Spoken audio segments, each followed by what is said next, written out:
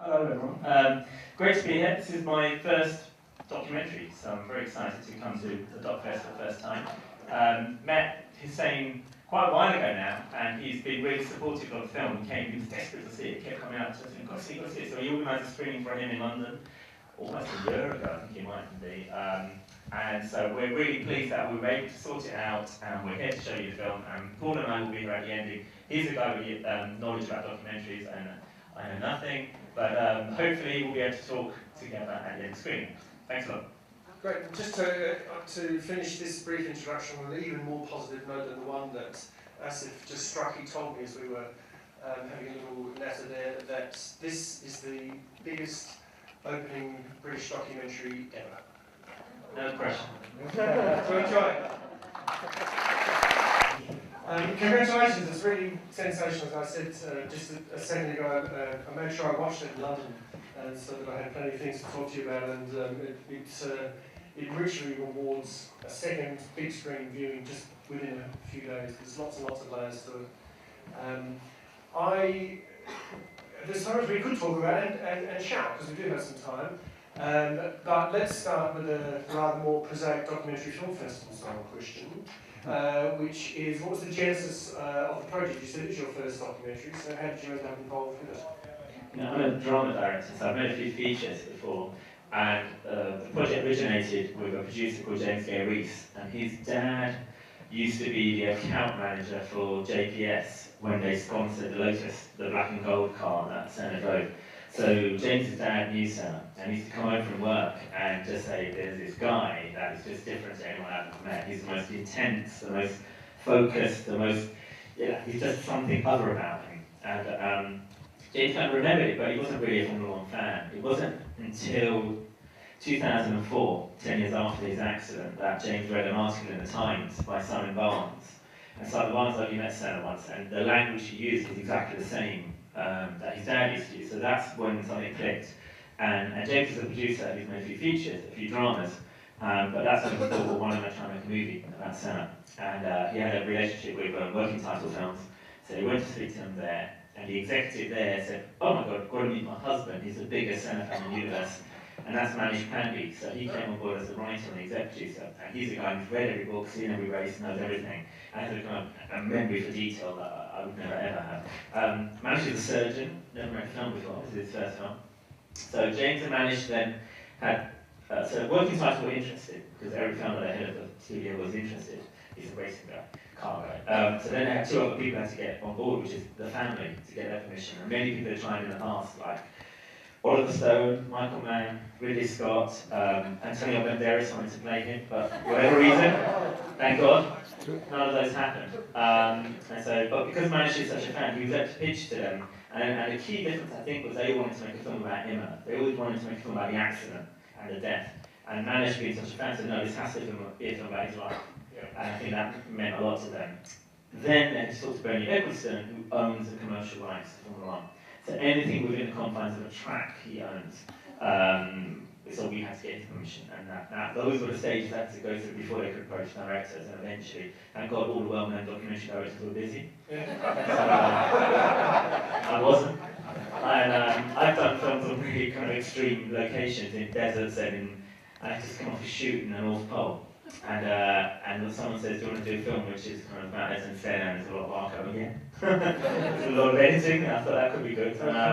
Yeah, I just had a kid up, I could be there for breakfast time, bath time, just simply direct film in the daytime would be a piece of piss. So 4 years later. 4 years later. On then the footage, so have you just told us that Bernie Ecclestone's company, the Formula One company, owns most of what we saw in the track? Yeah, there is a bit of a misnomer about that he owns everything. I mean, if you go to a Formula One track, if you even take a photograph while you're there, by the terms and conditions on the back of your ticket, he owns the photograph. And they now have a deal, I think, where it's like the track legally belongs to Bernie for the 3 days. So Silverstone don't own the 3 days when Bernie's there with his cars.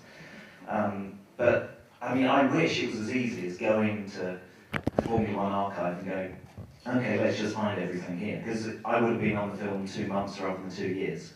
So, I mean, we have one of the sections where you have Prost saying, well, I think he's dangerous because he believes in God. That's in Australia. We cut to Senna in Portugal. And that happens all the way through the film. We are literally cutting from bits and pieces we've found all over the world. About 80% of that film comes from what we managed to mine from the Formula One archives. What about the head camera shots? That's all there, yeah, that's all Formula One stuff. Race day. Yeah. But then saying that even that, because the way it used to work, a lot of that stuff comes from Fuji, which is the Japanese broadcaster, and so it was in the Fuji archive and not, or Globo, so it was in other broadcasters around the world, but not at the Formula One archive. So we get there. I mean, essentially, you need to pay two people anyway, I suppose, because someone else may have the tape, but Bernie owns it.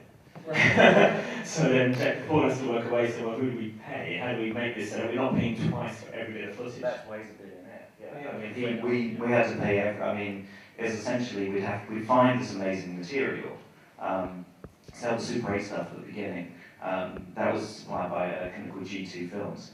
They bought that from an Italian journalist who filmed it. I think you met him. I mean, I've never met any of the cameramen. Well, the first time on a movie where I don't know anyone who shot it, until we had a screening in the National Film Theatre 2 weeks ago, and at the ending, a gentleman came up to me and said, I shot that Super 8. Oh. And he happened to know that the Senna film one, went to see it, didn't even know it was in the film.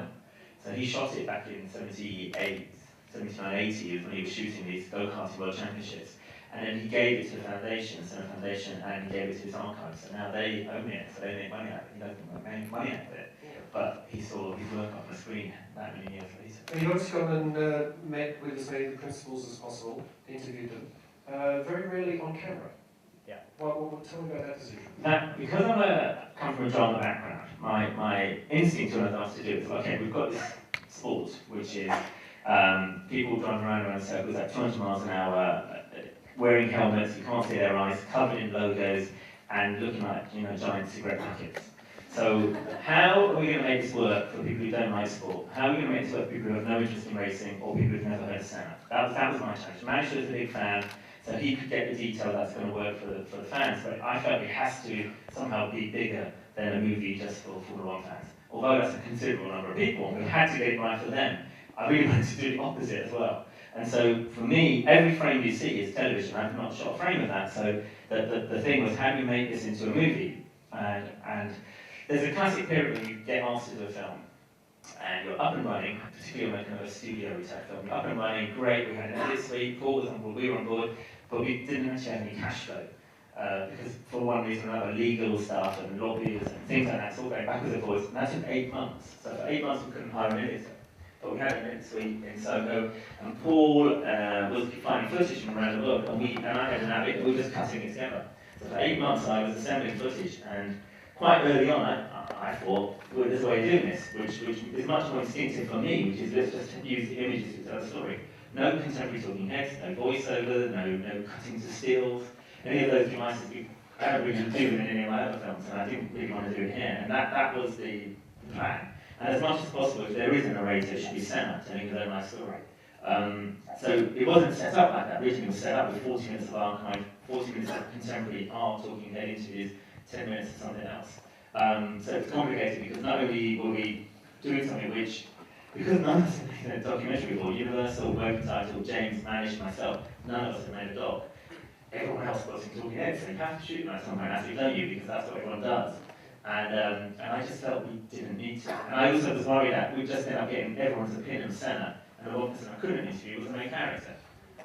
So there were various reasons why we had to do whatever we could to delay shooting interviews. We did our research, we spoke to everyone, we met everyone, we did audio recordings, only very late on, once we all sort of agreed, let's go with it, let's try and make the story entirely with archive, that do we start putting anything on camera? Because my thing is, I'm a Hitchcock fan, if you shoot coverage, they'll make you use it, so I can shoot it. Whatever it takes to not shoot interviews, I would not shoot it. We'd come back with, something went in lens accidentally. There you go, young filmmakers. Right, no one down, don't shoot it if you can avoid it. Don't shoot it if you don't want to put it in the film. Yeah. And there must have been some obstacles though. I guess, does Bernie want to breathe down your neck and tell you what sort of film you're making? I mean, that's the sort of man that I mentioned who could if he wanted to. When we first went into the archive, it was the first day or so was slightly frosty because everyone was worried about, oh, you're going to make the film that says that Bernie killed Senna, or something like that. And so they were worried what we were going to look for. And every time, I make lots of films using archive, and there's always a period when if you're going into someone's archive, it's kind of going through their family album. And so they are worried about what you're going to do. And so we had to overcome that initially. And then once they were on board and they realised, actually what we want is Senna out the car. We don't want him crashing. We want to show him alive. We want to show him as a movie star, because that's kind of what he is in this. He carries the film and we want him as much as we can. We want to find all this stuff. So once we got beyond that, yeah, from the archive side it was, politically, there are, I don't know, there are things to do with his death which are in courts and things like that, but we didn't want to make a film about his death. That's the point. We wanted to make a film about his life. So for me, I was never told you can't have that piece of footage. Yeah. You're not allowed to go there. I think there's another thing worth noticing. The only the people that contact them are TV people. And normally TV people are pretty desperate, it's got to be on tomorrow. Yeah. So they're like, okay, 50 grand per minute. They can just come out with a number, and if you can pay for it, great. If you can't, find another way, use stills. Or use footage that isn't during a race weekend. Because we were making them over so many years and doing the drama, we had time to get to know people, which is generally what you do. You kind of have to build up a relationship. What's funny though is when we first contacted them, they said, well, how long's your film? We said, it's going to be about 90 minutes. They said, fine, tell us what you want, we'll give you a 2-hour take on material. Because they've never done a movie before, so they just literally thought, tell us what you want, tell us the shots you want, we'll put them together on 1 2-hour take. And no, actually, we might need a bit more than 90 minutes if we're going to make a 90-minute movie. They had no concept of how you're going to have to cut this film together. And actually, not only that, we need to come into the archive. Well, you can't do that. No one's ever been in this archive. There isn't. You're not going to go to Biggin Hill. He owns Biggin Hill Airport. Oh, that's where Formula 1 jets, all of the cars. Yeah, one of them, he owns it now. One of them is full of his kind of cars, and the other one's got all of his archive. And no one's been in there. So we were the first people to go in, and we became regulars. We'd go down there. How many weeks did we get in? How many days? It was about 18 days, something like that. We initially it was 10 days, and then we went back, because once we realised we weren't going to make this with just 40 minutes of archive from Bernie, and we realised, we had to, we got to do this. But I guess Bernie was done is that he got paid twice. I think that's how he's a billionaire, because he manages to do that all the time. And we went down and we had to, so we had maybe a day left, and I was just there with 200 tapes trying to find the last 2 things we could do, because it was costing us a lot of money every day to go in there. So we had to, as I said, I wish it was as easy as opening up the Formula 1 archive. Yeah. How much is the film different now from what was written down on pieces of paper as you started to do your solo rough assembly? What I was first shown was like a 10-page storyline of the decade of Senna's era, and it included Nigel Mansell, and it included Nelson Piquet and other drivers, and I don't remember a lot of, I don't think Ballest was in there much at all. So it's hugely different. There was an idea which was, a script is there to get you in with the money people and to get a film up and running, which it achieves its aim. Then you make the movie.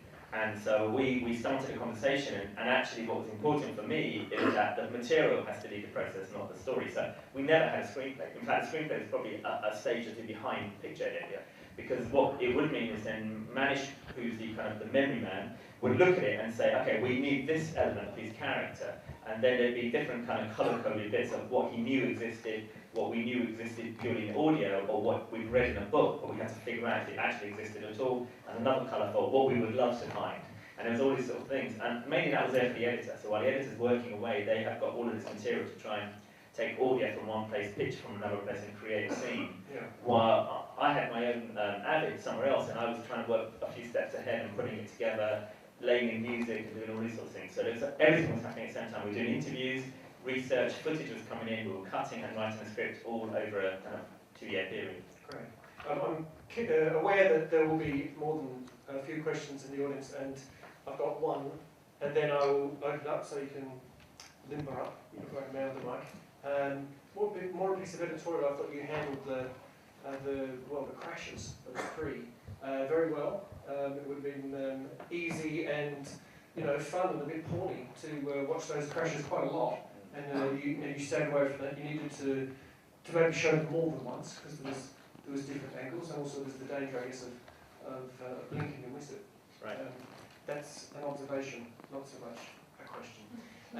I do have a question though, and that is that your film's playing very widely indeed, and I'm sure you're doing lots and lots of Q&As, and a lot of the time to a non-documentary filmmaking crowd. You'll be playing, standing up and speaking. The non-documentary crowd hang around longer. Do they? Well, I've got deals to do, or at least the ones who never have. Then I'm sure you're going to get asked all sorts of in-depth questions about the history and contemporary politics of motorsport. I mean, for example, do you think there's going to be a Bahrain Grand Prix? Are you getting asked these kind of things all the time? I'm not this, but it's not happening now. Yeah, it's not happening. Yes, and then it's been reinstated. So even that, if you know anything, it's all a political game. There's this whole thing about the guy who's new burlesque is Jean Todt. And there's this whole thing going on where now he said, let's bring it back, but suddenly everyone else has said, don't bring it back, because there are always a few arguments going on. Yeah. So now the guy who's the new burlesque was replaced by Max Mosley, looks a bit silly, because now he said, bring it back, just as everyone else said, we don't want to go. Yeah. It's all politics and money, I'm telling you. Just please obey normal procedures. Put your hand up, hold your hand, your microphone set, and there we go. First cab off the rank. It's always nice to introduce yourself. Yes, Chris Cutch from Newark, and Bernie persuaded the FIA to bring it back, and then the next day he went with the drivers and voted against it. So now it's banned. That's been banned for the year again. Great. Who else has got a question? Let's have a few. Right at the very back row, and then not so far, and then there's one just in the posh dress circle seats there. Hi, Julie Lewis, Sheffield International. Two questions for Paul Bell, actually, who's one of our member researchers. Hi. The master material that Formula One have, what was that on? And also, what sort of deal did you do with Bernie? What rights did you get in the end? And is it a royalty or is it a one-off payment for the rights you sought? No. Well, they promised up front that everything would be on Digibeta, and of course, we straight away found that it wasn't, and we were getting things from Pneumatic and NTSC, Beta SP. I mean, we go from 1980, well, actually about 83 in terms of video, 78, 79 on Super 8. But so we're spanning that whole decade of change from kind of SVHS, Pneumatic, into Beta SP, into Digibeta at the end, and you see that in the way that the quality of the pictures kind of improved. So we hoped that everything was going to be really straightforward and we'd get it on Digibeta. We actually had one clip in there which we got from, we took it initially off YouTube, and then someone managed to find a VHS recording of it, digitized it himself in Japan, uploaded it onto YouSend It and sent it to us. And then, so the graders did an amazing job in terms of turning it around and making it so that it's a... Explain the scene. It's I mean, well, it's a scene where the Japanese reporter comes up and kisses him and says, I'm so nervous to be so close to Mr. Senna. And so it looks, I mean, I'm amazed it looks as well as it does on the screen. But we had lots of kind of issues with that. And quite funnily enough, that some of the best looking footage was actually the footage we got from the BBC for the Selena Scott interview. I mean, that just, in a way, we had to downgrade it to look as good as everything else. The deal, well, there was initially a deal up front, which we just paid for access, and we got kind of world rights and everything. Bernie, a bit like other kind of institutions like the IOC and whatever, they claim to own everything. When you do a bit of digging, you find out they don't, and so we had to then get other kind of ancillary rights because of that. Yeah. Thanks. And then I think just two hands next to each other. Hi, my name is Catherine, a very long-term Formula One fanatic for years. I would have gone to the ends of the earth to see this movie. Well done, first of all. Secondly, I don't know if you're aware, but the people who are fans who are seeing it in the cinemas, when the credits roll at the end, are you aware what happens? Yeah. There isn't a sound. I know, I've heard, I've read, yeah. So I was expecting that, and everybody stood and walked out here, looked me away. Yeah. But yeah, Sheffield walking in. yeah. My nephew who works for Force India said I've never been in a movie where there wasn't a sound at the end. But that's aside. What I wanted to ask you was, why isn't it on general release? It's been a real pain to try and get this movie to see it. Got a bit of work in, haven't you? I mean, it's because it's a documentary, and you know you can't just put them on everywhere because you have to see that there's the audience there. The screens have to be full, and then we can widen up. It's kind of basic marketing. You have to do it a certain way. It's actually quite a big opening for most docs anyway. Yesterday it opened on an extra 100 screens, which you know is unusual. And then next week it's going to potentially be opening on even more screens if it does well. So most films you have a platform release. You know, you start small. You're going to fill in other screens up. If the average is good on the screen, then you have a chance of even being there for the next week. So we've been very lucky. People have been travelling and the screens have been full. Will we be able to get it on DVD in the end? Sure, there'll be a DVD a few months down the line after the cinema release. Fantastic. Thank you. Out of that. If you go to BitTorrent now, Good afternoon, John Buxton. yes, and then the next one's here. Sorry, please carry on, John. Okay, John Buxton, congratulations on the superb documentary. A quick question, a quick answer if you're able to answer it. How much did it cost, and approximately how many people were on the team who produced it? It's probably the smallest crew I've ever had on a film. So a lot of producers, a lot of executives. But in terms of the crew, you know, there was a couple of editors, a composer, a sound team, which is about 5 people. Paul had a team of 5, 6. Yeah, on and off.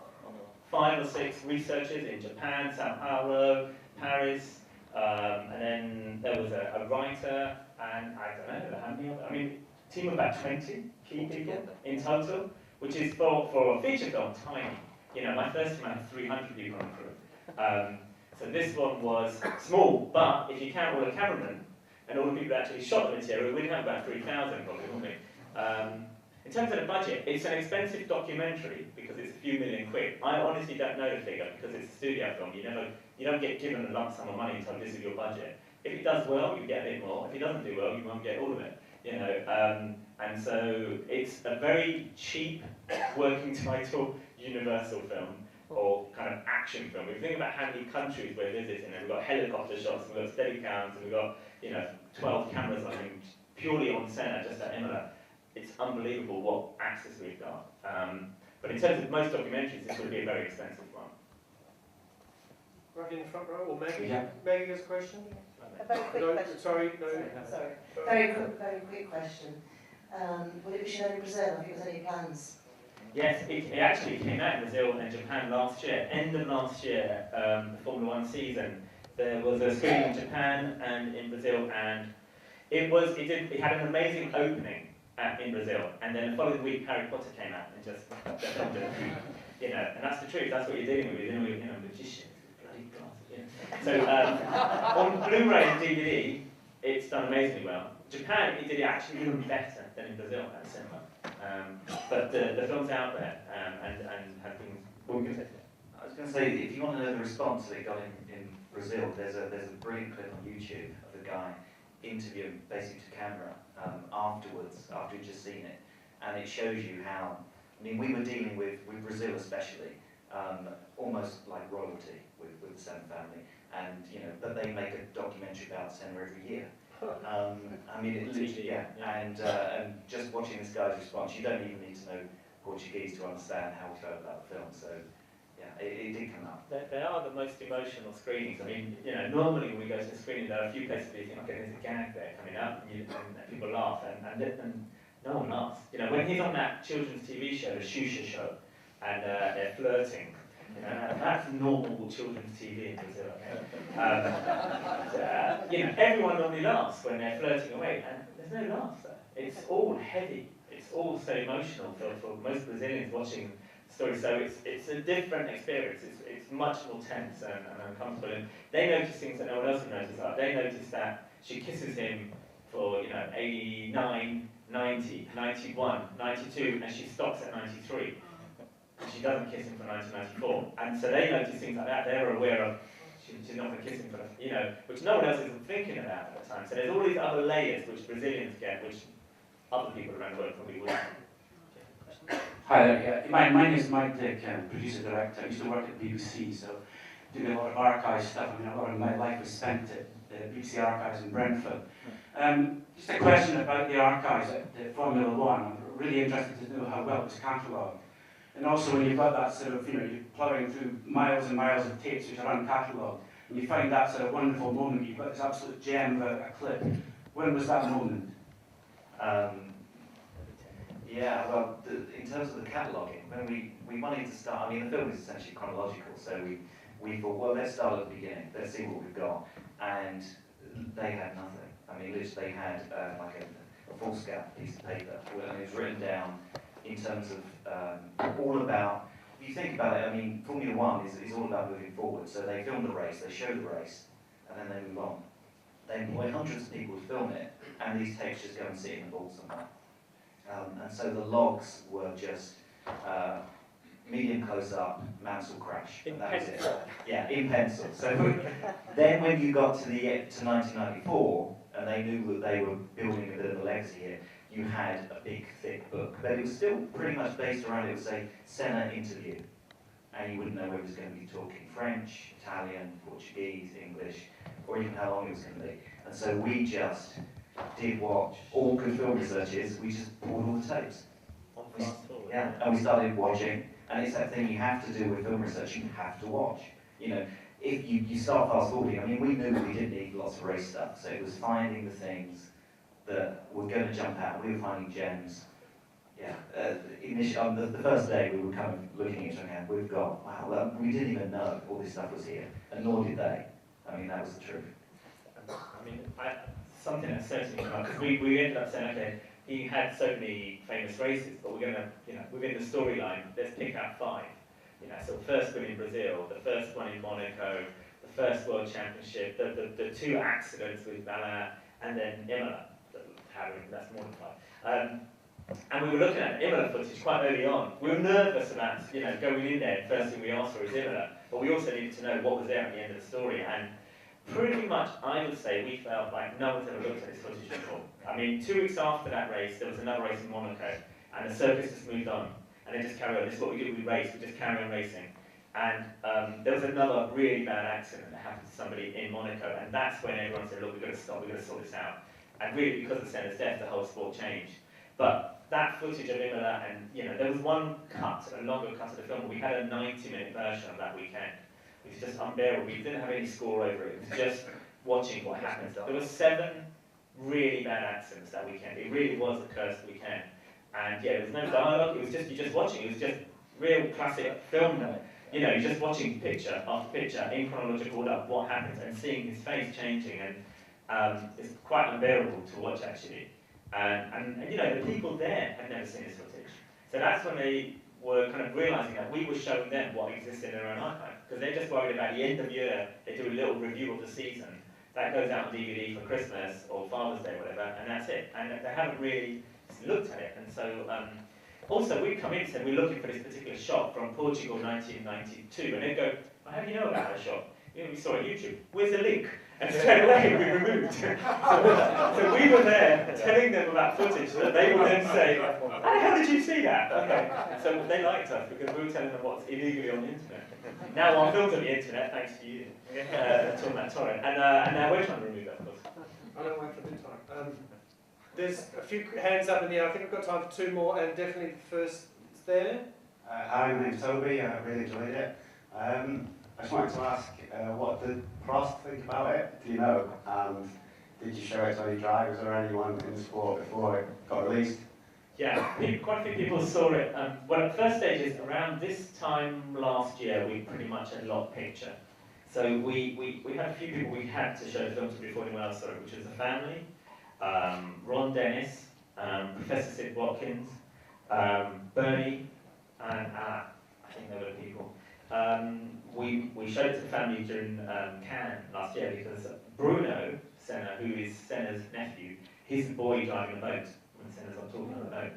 So he's now in Formula One.